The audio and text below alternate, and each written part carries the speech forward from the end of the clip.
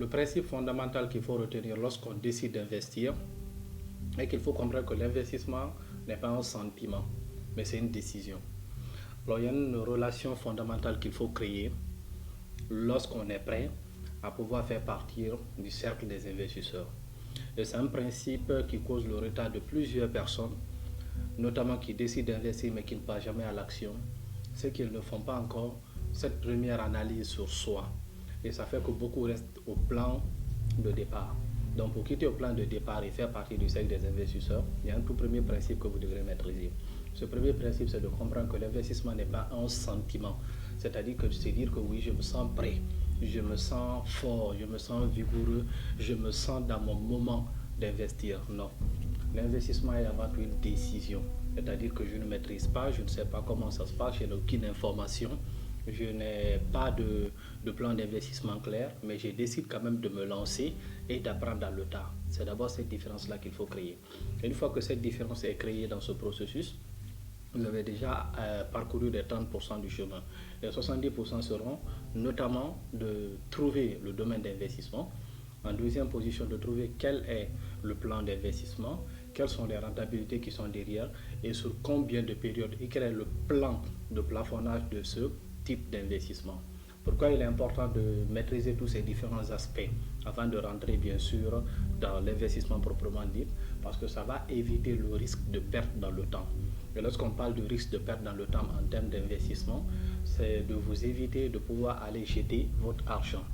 Donc, comme je le disais, pour faire un petit récapitulatif, lorsque vous décidez de faire partie du cercle des investisseurs, la première analyse psychologique que vous devrez faire sur votre propre personne, c'est d'abord de comprendre que l'investissement n'est pas un sentiment, mais plutôt l'investissement est une décision.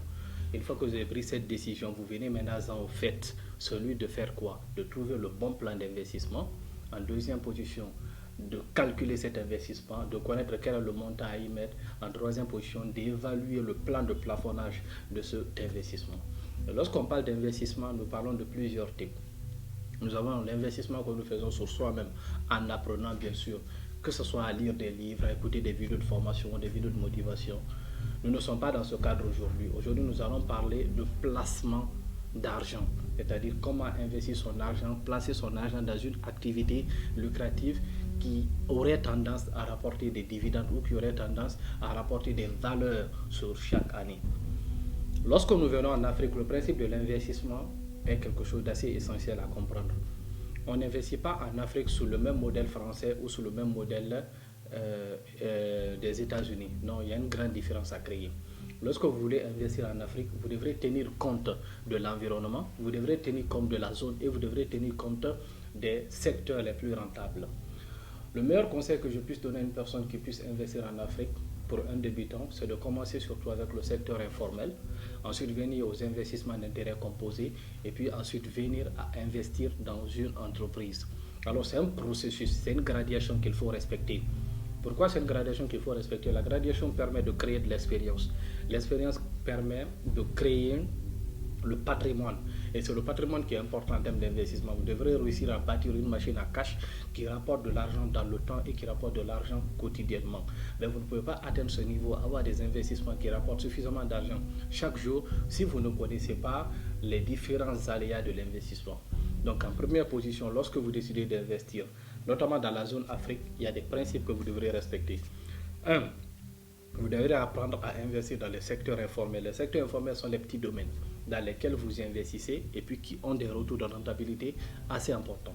Mais non seulement vous allez investir peu, mais vous allez gagner beaucoup. Et ça va vous permettre d'avoir le cœur de toujours continuer à mettre parce que l'investissement est addictif. Lorsque vous commencez à vous habituer à l'investissement, c'est un peu comme la drogue. Vous ne vous en passez plus. Vous voulez tout le temps investir, vous voulez tout le temps grossir et grandir.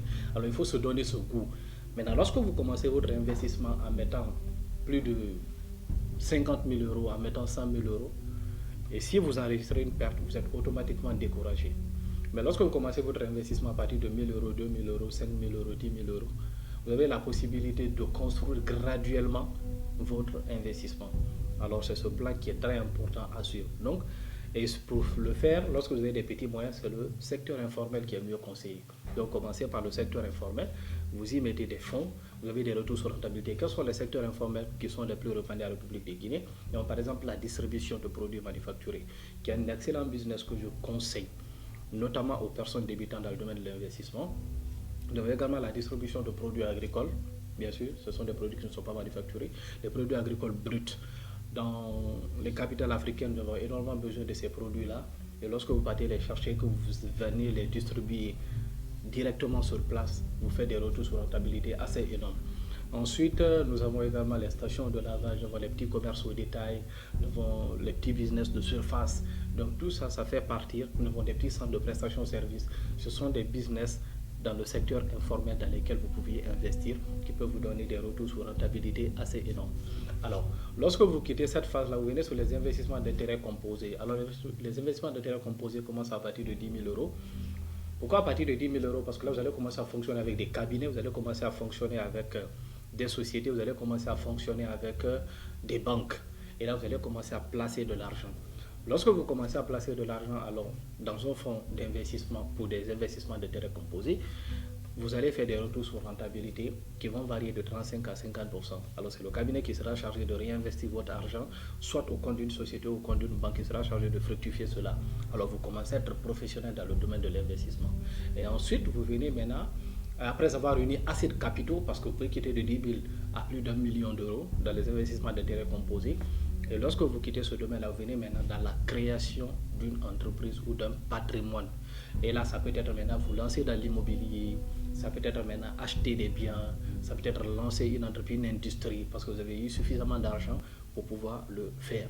Et c'est cette graduation-là qu'il faut respecter lorsque vous décidez d'investir. Et l'un des troisièmes éléments que nous devrons préciser encore dans le cadre de l'investissement, c'est que lorsque vous investissez, vous devrez apprendre à avoir un mindset de celui qui est un éleveur de chèvres. Vous savez, lorsque vous élevez des chèvres, vous devrez être assez patient parce qu'ils sont assez bruyants et souvent ne respectent pas les consignes. C'est pourquoi lorsque vous demandez souvent les bergers, ils préfèrent des moutons qu'aux chèvres. Pourquoi ils préfèrent des moutons? Parce que les moutons sont faciles à dresser. Lorsque vous les regroupez, ils sont là ensemble, ils broutent. Mais lorsque vous prenez des chèvres, c'est pas facile. Il y a tout le temps des va et des viens. C'est pourquoi il est assez important lorsque vous commencez d'investir d'avoir une mentalité de berger de chèvre. Le berger de chèvre, il est là, il est tranquille, il fait sa lecture, il ne soucie pas comment les chèvres sont en train de se comporter parce qu'il sait que de toute façon, il y a des hauts et des bas, ils vont aller s'amuser, ils vont courir n'importe comment. Donc, il est là tranquille, il les observe et le soir, il essaie de les réunir. Alors, qu'est-ce que cela explique? Dans l'investissement, vous devrez non seulement être patient, mais aussi apprendre à observer, apprendre également à corriger les erreurs dans les différentes failles d'investissement que vous faites.